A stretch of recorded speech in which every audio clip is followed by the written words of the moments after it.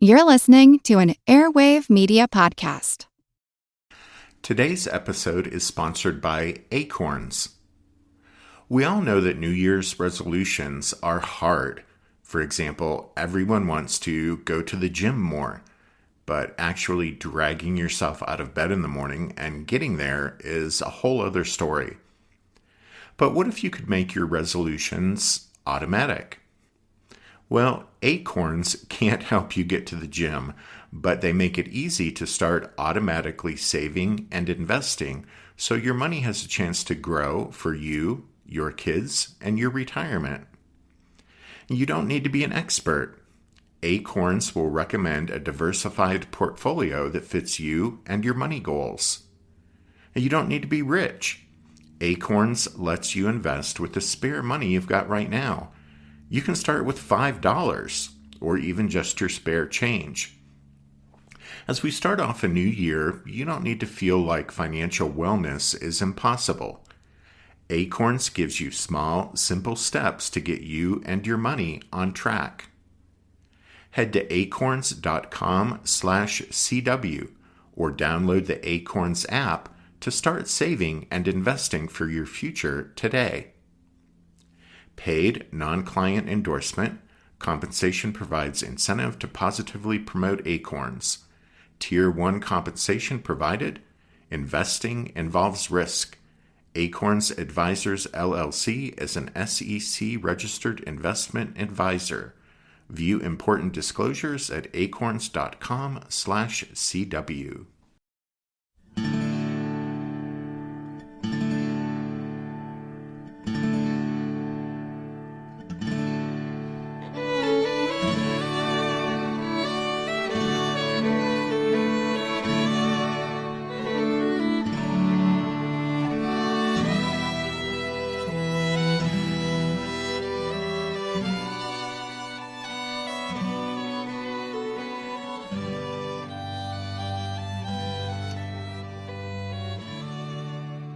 Hey everyone, thanks for tuning in to episode number 481 of our Civil War podcast. My name is Rich. And I'm Tracy. Hello y'all, welcome to the podcast. With this episode, we're going to pick up right where we left off last time with the Battle of the Wilderness. When we left off last time, it was Thursday, May 5th, 1864, and the Federals had crossed the Rapidan the day before and were now in the wilderness. Robert E. Lee had responded by putting the Army of Northern Virginia in motion to confront the Yankees, and by the end of the last episode, Ewell's Corps was in contact with the enemy. The information that came into George Meade's headquarters suggested that contact had been made with a small rebel force, and subsequent reports gave much the same impression. And so George Meade reasoned that since it appeared Lee had advanced only a part of his army east into the wilderness beyond the Mine Run line, then that presented the Federals with an opportunity to quote-unquote punish him by attacking that part of Lee's army. And Ulysses S. Grant agreed. After all, the whole point of the campaign was the destruction of Lee's army. So if an opportunity came up to pitch into a part of the Army of Northern Virginia, then Meade should do it at once. Although neither Meade nor Grant seems to initially have given much thought to the matter, the odds of punishing Lee would have been much better if they'd possessed a better grasp of the Confederate Army's overall dispositions. Well, that was precisely the information Meade expected Phil Sheridan's Union cavalry to provide. The orders issued on the eve of the campaign had called for Sheridan's 3 divisions of horsemen to screen the Army of the Potomac's movements and protect its massive wagon train. In addition, one of those divisions, led by Brigadier General James Wilson, was to send strong scouting parties down the Orange Turnpike, Orange Plank Road, and also the Catharpin and Pamunkey roads until they ran into the enemy. If properly carried out, those orders would have located Ewell's Corps and A.P. Hill's Corps on the evening of May 4th, and given Meade and Grant a much better picture of Lee's intentions. But instead of pushing down the roads until contacting the enemy, Wilson merely picketed them and then called in those pickets as the Federal infantry arrived on the scene, assuming the infantry would send out scouting parties of their own. By the morning of the 5th, Wilson had most of his division on or near the Catharpin Road, which happened to be the only one the Confederate infantry wasn't using. Wilson would spend most of May 5th uselessly skirmishing with some rebel cavalry in the area. Meanwhile, the rest of Sheridan's cavalry was supposed to protect the wagon trains and screen the Army's southeastern flank. But Sheridan thought a better use for his horsemen was to strike the enemy's cavalry, so he was preparing to attack Fitz Lee's division of rebel horsemen, then thought to be off to the east, near Fredericksburg.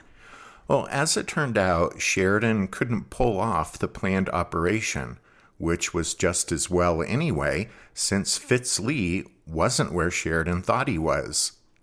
But nevertheless, the entire incident shows that just because George Meade issued orders to fill Sheridan, Sheridan wasn't going to be particularly concerned about carrying them out.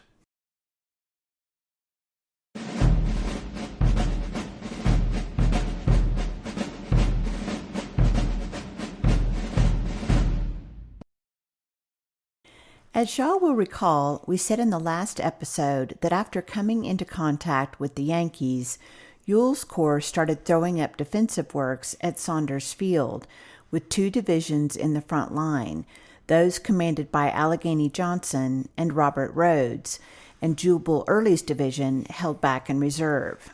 The Federal troops near Saunders Field belonged to Gouverneur K. Warren's 5th Corps. At Gettysburg, Warren's quick thinking and prompt action at Little Round Top had played a key role in preventing the rebels from capturing the hill there at the southern end of the battlefield. Here, on May 5th, when George Meade told him to attack towards Saunders Field, Warren began at once to comply. The division nearest the enemy, 3 brigades under Brigadier General Charles Griffin, would strike directly west. A 2nd division, under Brigadier General John Robinson, would remain in reserve, save for 1 brigade that would reinforce Griffin. The 5th Corps' remaining divisions, under Brigadier Generals James Wadsworth and Samuel Crawford, had already advanced well beyond the Orange Turnpike along a narrow country lane that angled southwest toward Parker's store on the Orange Plank Road. And so, with regard to Warren's orders to attack Saunders Field, the advanced position of Wadsworth and Crawford was a bit problematic.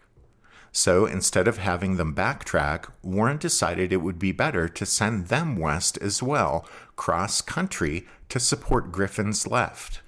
But that meant marching straight into the difficult terrain of the wilderness. The men of Wadsworth's division quickly discovered that ordering a march cross-country in the wilderness was easier said than done. They struggled through suffocating, tangled thickets of brush, vines, briars, jack pines, and small oaks, few of them thicker than a man's arm. Dr. Daniel Holt, assistant surgeon of the 121st New York, described the terrain as, quote, swampy, hilly, bushes thick as dog's hair, vines, rotten logs, and fallen trees make up this pretty picture. A fine place to fight in, surely. Wadsworth's men found the terrain less a patch of vegetation than a force of nature. It took them 4 long, exhausting hours to reach a position on Griffin's left, though that destination was barely a mile from the road on which they started. Crawford's division, for its part, didn't even attempt to obey Warren's order. That's because Samuel Crawford, from the tuning farm a mile to the southwest, saw additional Confederate infantry advancing along the Orange Plank Road not far away. Although Crawford didn't know it at the time, this was the vanguard of A.P. Hill's corps. Exactly. But under the circumstances, Crawford didn't dare leave his present position, since a mile behind him, that is to the east, lay a key intersection where the Plank Road crossed Brock Road. And Brock Road was the region's only north-south highway. Hancock's Second Corps was already well south of that crossroads, which meant that if these rebels continued their advance unchecked, they would soon cut Hancock off from the rest of the Army of the Potomac. In fact, as the day grew warm, generals all over the Army of the Potomac became increasingly aware that Robert E. Lee hadn't advanced just a small force east of Mine Run, as had earlier been supposed. No, it was becoming apparent to the Federals that Lee, in strength, was making straight for them with ill intent. Fresh reports confirmed the advance of A.P. Hill's corps. Other reports placed Confederate cavalry north of the Orange Turnpike in position to interdict the Federals' line of communication and supply back to the Rapidan crossings. And so, while George Meade still wished to attack the rebels, he belatedly realized that his own forces were badly strung out. As a result, he gave orders for the Army to consolidate its position and for units to move so as to fill in gaps between the different formations. Most important, he sent a 6th Corps Division, led by Brigadier General George Getty, to occupy the critical Brock Road intersection.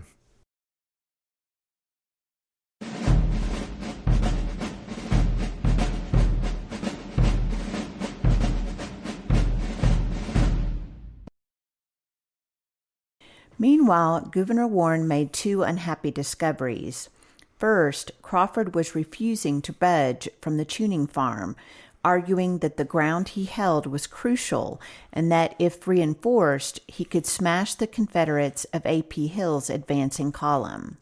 Second, Warren discovered that the Confederate position at Saunders Field on the Orange Turnpike seemed to extend well to the north of where he'd supposed, so that if Griffin attacked without support in that direction, his right flank would be terribly exposed and vulnerable.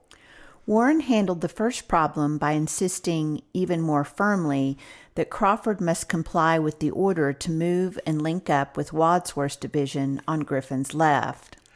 George Meade dealt with Warren's second problem by arranging for Brigadier General Horatio Wright's 6th Corps Division to cover Griffin's right or northern flank. However, noon came and Wright still hadn't arrived. To the south, Wadsworth was up after his grueling cross-country march, but he was only tenuously connected to Griffin's left. In such circumstances, Charles Griffin didn't want to launch an attack against the Confederates at Saunders Field. Griffin could tell that the rebels had already thrown up strong defenses at Saunders Field, and with each passing minute, the Confederates were strengthening them even more. Gouverneur Warren agreed with Griffin that it would be better to wait until all the Federal pieces were in place, but George Meade sent word that he wanted an attack to be made at once. And so, despite misgivings, the divisions of Griffin and Wadsworth began their advance. In theory, the 9 brigades involved in the assault moved forward as a united force, but in reality, the tangled terrain made it impossible for officers to keep their battle lines dressed, let alone maintain contact with the units on each side. In no time at all, orderly formations dissolved into groups of Federal soldiers scrambling forward as best they could, as vines and roots tripped them, mud sucked at their shoes, and branches slapped them in the face. One soldier said that by the time Griffin's division reached the eastern edge of Saunders Field, quote, all semblance of a line of battle was gone, and there were gaps everywhere between regiments and brigades. Brigadiers and colonels rushed about, doing their best to restore an orderly line of battle, and then, around 1 p.m., the 2 divisions charged.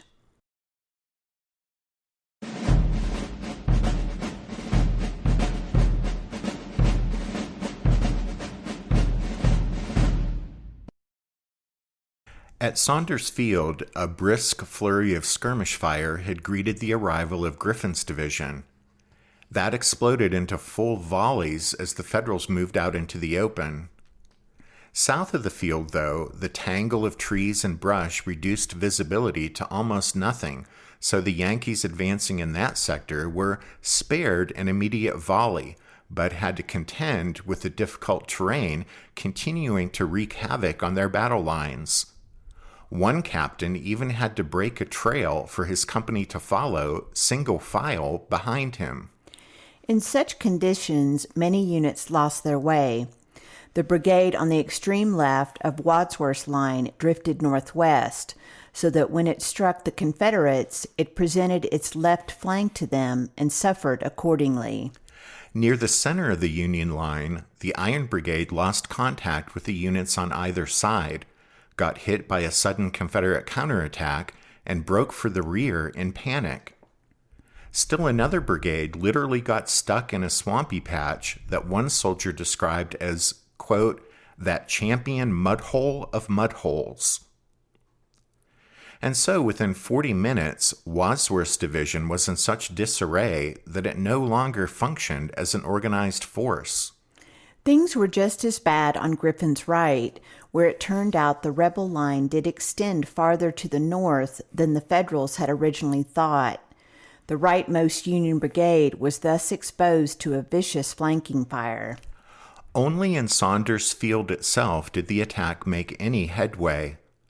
Supported by two guns that unlimbered right on the Orange Turnpike halfway across the field, the men of Brigadier General Joseph Bartlett's brigade swept up to and over a section of the rebel breastworks, routing a brigade of Virginians, then started to pursue the enemy down the turnpike, only to realize that they were advancing alone because the brigades on either side had failed to break through the Confederate defenses.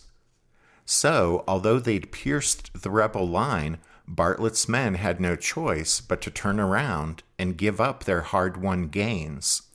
At one end of Saunders Field, billows of smoke started to rise into the sky as gusts of wind fanned the flames where part of the rebel field works had caught on fire.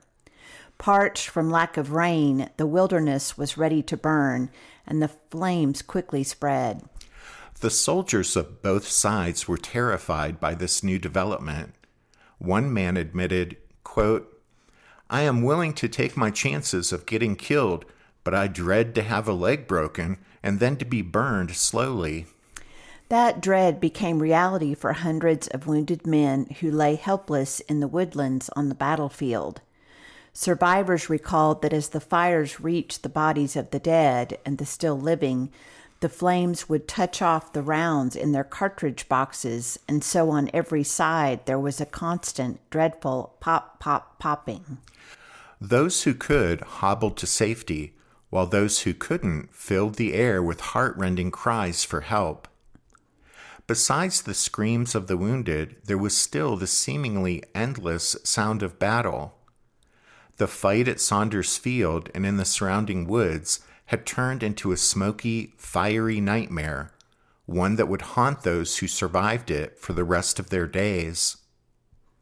Captain H.W.S. Sweet of the 146th New York wrote, quote, closing with the enemy, we fought them with bayonet as well as bullet. Up through the trees rolled dense clouds of smoke, circling about the green of the pines and mingling with the white of the flowering dogwoods. Underneath, men ran to and fro, firing, shouting, stabbing with bayonets, beating each other with the butts of their guns. Each man fought on his own resources, grimly and desperately.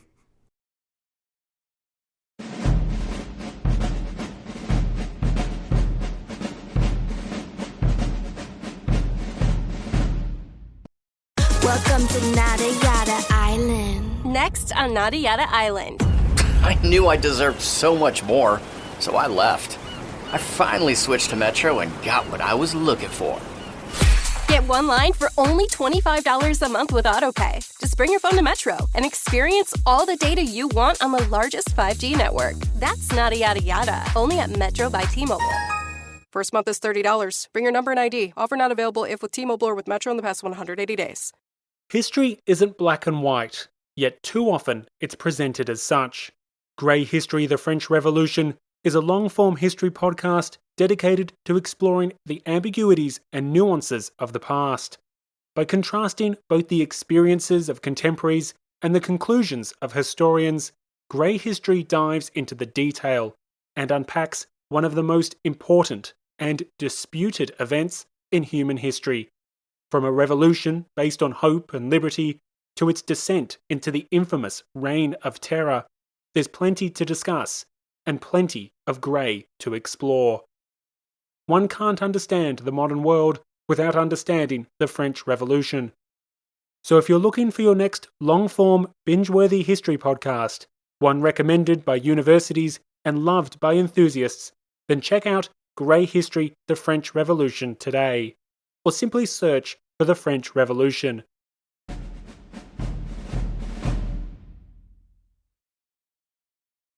By 2:30 that afternoon, about an hour and a half after it started, the federal attack at Saunders Field had plainly failed. Charles Griffin was furious. He stormed to Meade's headquarters, which was still located near Wilderness Tavern, and there gave full vent to his anger. Griffin raged, saying that his division had made good headway against Ewell's Confederates, but it was all for naught, since Wadsworth's attack on his left had been thwarted, and Wright's Sixth Corps Division had never even arrived on his right, thus leaving both of Griffin's flanks exposed. Griffin implied that Wright had been culpably negligent, and from what one could make of his harangue, he seemed equally critical of Gouverneur Warren. Ulysses S. Grant and his staff were nearby and heard the whole thing. After Griffin stalked off to return to his division, Grant's chief of staff pronounced his language mutinous. Grant agreed. Getting the culprit's name slightly garbled, he asked Meade, "Who is this General Gregg? You ought to arrest him." Meade, who was well known for his own volcanic temper, replied calmly, "It's Griffin, not Gregg, and it's only his way of talking." As the Saunders Field fight on the Orange Turnpike dwindled in intensity, a second battle was brewing about 3 miles to the south as A.P. Hill advanced east along the Orange Plank Road, with Major General Harry Heath's division in the lead, with Major General Cadmus Wilcox's division trailing behind. During the morning hours, a regiment of Union cavalry repeatedly sparred with Confederates, intent less on delaying the rebel advance than simply keeping tabs on it. Preceded by skirmishers, Heath's men swept through Parker's store and onward, deeper into the wilderness. By the time the sun reached its high point in the sky, the Confederates reached the neglected farm of a widow named Catherine Tapp. After that, the Union cavalry didn't withdraw so readily, and its feud with Heath's vanguard grew more intense, until finally Heath reinforced his skirmishers to brigade strength, aiming to just bull his way forward. That helped, but soon enough the rebel skirmishers were checked by a tremendous blast of musketry, signaling the Federals had finally dug in their heels. And it wasn't Union cavalry now who barred the way, but Federal infantry, men of Getty's Sixth Corps Division, here in response to Meade's order to seize the intersection of Brock Road and Orange Plank Road. Their arrival was dramatic. Riding at the head of his division as they neared their objective, George Getty sent a staff officer ahead to scout the crossroads. Within minutes, the officer came racing back, shouting that the Confederates were about to seize the intersection. Getty put spurs to his horse and galloped off, followed by his staff. Reining upright in the center of the crossroads, he told them, "We must hold this point at any risk. Our men will be up soon." And fortunately for George Getty and his staff, his men indeed appeared within minutes, jogging at the double quick. The lead regiment rushed through the intersection, then just beyond, flowed smoothly from column into line of battle, before firing a volley that brought the advance of Harry Heath's approaching Confederates to a sudden halt. Some of the rebels were within 30 yards of the crossroads. By this time, the Tapp farmyard, a mile to the west, had attracted several Confederate generals. A.P. Hill, Jeb Stuart, Brigadier General William Pendleton, the Army of Northern Virginia's artillery chief, and Robert E. Lee himself. Ringed by staff officers and couriers, they sat in the shade and reviewed the situation. Lee was concerned that the marches of Ewell and Hill had carried them too far apart. Originally almost side by side, by following the Turnpike and Plank Road, the two corps were now separated by nearly 3 miles. Worse, Hill's corps was not only 3 miles south of Ewell, but also as many miles east, because he'd been able to advance farther before encountering the enemy. Lee knew it was important for the two corps to establish solid contact with each other. As if to underscore the point, a line of Federal skirmishers emerged from the woods north of the Tapp House. The startled rebel generals and their assorted staffs took to their horses and galloped to safety. Equally startled, the Federals, men from Crawford's division, faded back into the woods.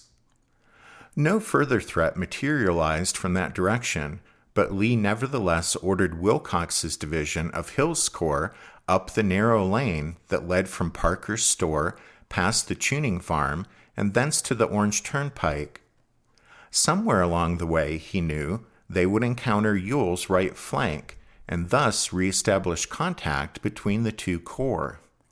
An hour passed, then 2, and Getty's Federals at the Brock Road intersection did little except start to throw up field works. Always looking for an opportunity to strike the enemy, Robert E. Lee began to wonder if a little aggression might pay dividends. To that end, he sent an aide to ask Heath if he could capture the crossroads without bringing on a full-scale battle. Oh, perhaps Heath now recalled his experience on the first day of the Battle of Gettysburg, when he'd touched off a full-scale engagement, even though that was directly contrary to Robert E. Lee's wishes. So now, here, Heath replied that the enemy was holding the intersection with a strong force, and that the only way he could determine if the crossroads might be seized was by attacking with his whole division. But he couldn't tell ahead of time if this would lead to a full-scale battle. So, Heath said, Lee would have to make the call. In the end, though, it wasn't Robert E. Lee who made the call, but George Meade.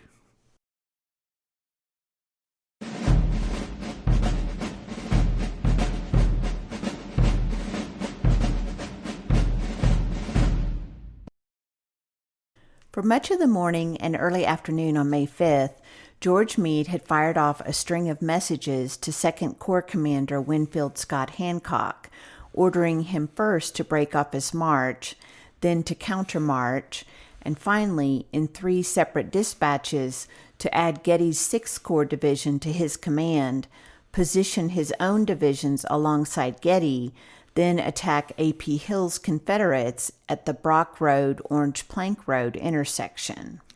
The increasing level of urgency in Meade's messages to Hancock reflected his desire to relieve enemy pressure on Gouverneur K. Warren's front, and also Meade's misperception of the location of Hancock's corps.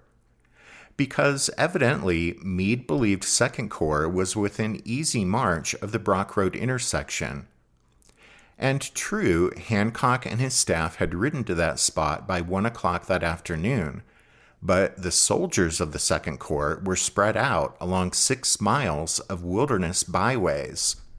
And so Hancock's first 2 divisions didn't begin to arrive at the crossroads for another hour, and his remaining 2 divisions arrived hours after that.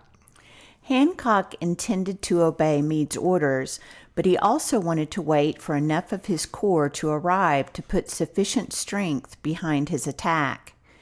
However, shortly before 4 p.m., a staff officer from Army headquarters galloped up and gave Getty a direct order, straight from Meade himself, to launch an attack immediately. Well, rather than going in with their single division, some officers would have disobeyed or ignored Meade's order and waited for Hancock to complete his preparations. But to George Getty, an order from the Army commander was not to be questioned, no matter how ill-advised that order. So, despite misgivings, he launched an unsupported attack with his division.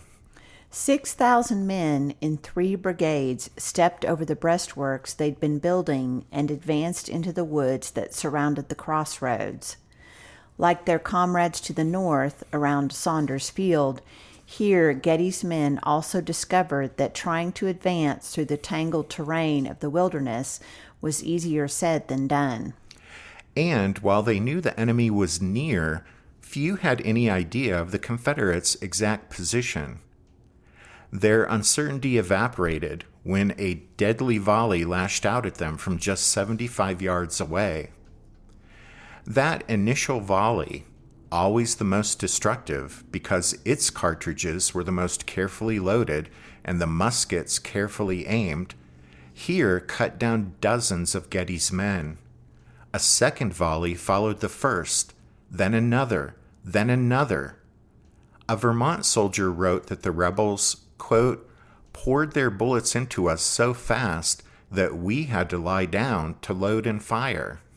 He added that had the Confederates fired a little lower, they would have annihilated the whole Federal line. Yet, quote, they nearly did as it was.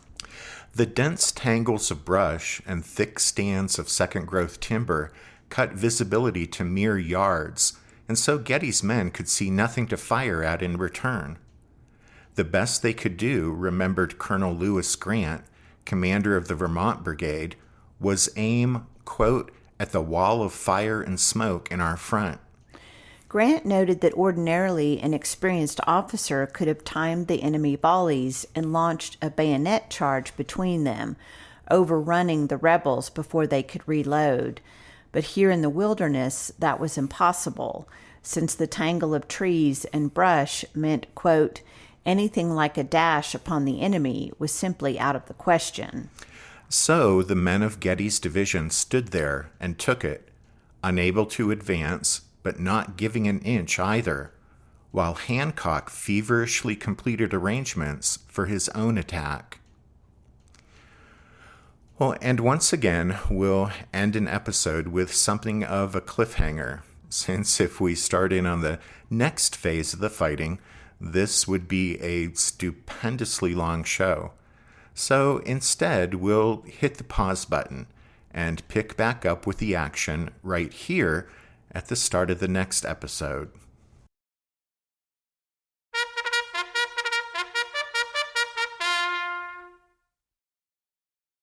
That means it's time for this episode's book recommendation, and our recommendation this time is The Wilderness Campaign, edited by Gary W. Gallagher.